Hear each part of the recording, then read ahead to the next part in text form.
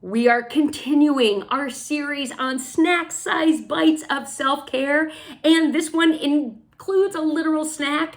One of the things that I do when I'm feeling stressed is I cook something. Some people like to bake things. My husband Michael bakes bread when he's feeling stressed. We have a lot of bread. He must be super stressed.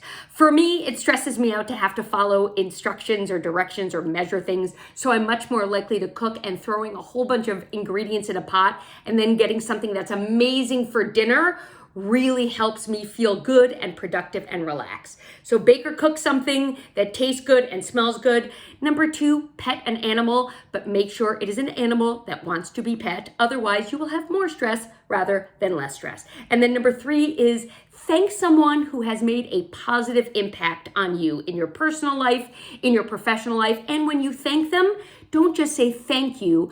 Be really descriptive and detailed about what they've done and the impact that it has on you. We've got a lot of snack size tips behind us. Go catch up if this is your first one, and more ahead of us, so stay tuned.